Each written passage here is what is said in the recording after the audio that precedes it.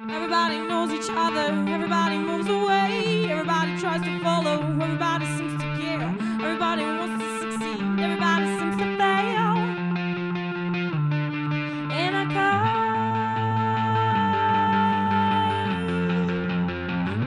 so much trouble. J'étais un peu une ado pseudo-rebelle avec un sac Ace-Pack et des pics, là, les patchs et tout ça. Là, quoi. J'étais vraiment super cool. Donc j'écoutais un peu System of a Down, Marilyn Manson, Nirvana et tout. Je n'ai aucune honte de mes goûts musicaux. Alors, moi je sais pas, moi j'adore Francis Cabrel. Je l'aime à mourir. Un bon Beyoncé bien placé. Ma plus grosse émotion musicale, c'était sur l'avant-dernier album d'Arcade Fire. C'est un morceau qui s'appelle My Body is a Cage. On dirait un chant de marin, quoi. Ça te prend au cœur et au corps, c'est hallucinant. Et moi, tous ces morceaux qui sont chantés avec les tripes, ça peut être Pissing in the River de Patti Smith, qui est un morceau incroyable que je revendique comme étant vraiment un de mes morceaux, mon morceau préféré, je pense, qui est vraiment incroyable. Watching it rise.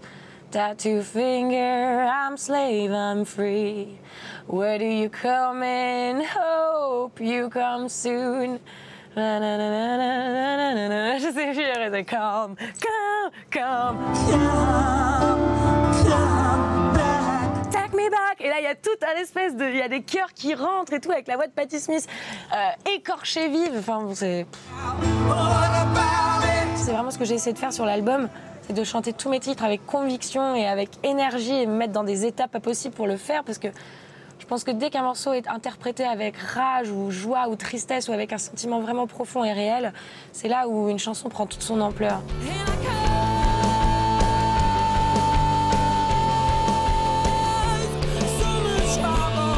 Isia n'a rien perdu de sa fougue adolescente, c'est même sa marque de fabrique. En 2010, elle reçoit 2 victoires de la musique, l'album pop-rock de l'année et la révélation scène de l'année. Son deuxième album, So Much Trouble, est dans la même veine, survolté.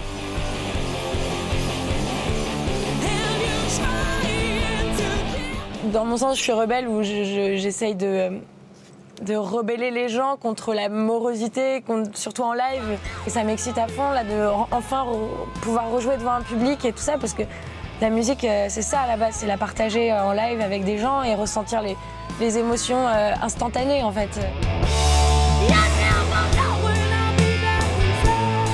Fille de Jacques Higelin, demi-sœur d'Arthur H, elle n'a que 21 ans. Elle écrit et compose ses chansons depuis qu'elle en a 13. Et si dans la famille on a plutôt tendance à jouer avec la langue de Molière, Isia a choisi l'anglais. J'ai été élevée au rock anglo-saxon, aux Beatles. Pour moi, c'était ça le langage universel du rock, c'était l'anglais. Donc quand j'ai commencé à composer, en fait, j'ai commencé à composer directement en anglais et je me suis jamais posé la question du français. En fait, ça a été vraiment un automatisme. À 16 ans, elle arrête les études et fait la première partie d'Iggy Pop. Sans complexe, elle n'a pas peur de se mesurer à ce mastodonte de la scène. Il a près de 40 années de carrière, alors qu'Isia compte encore les siennes sur les doigts de sa main. Mais dans leurs veines, c'est la même passion du rock.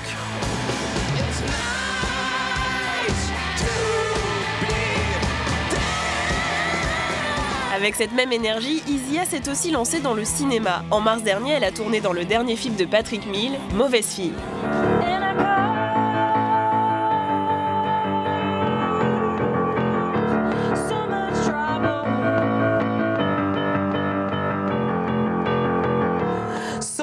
Trouble. Voilà. Faudra venir au concert pour voir la suite.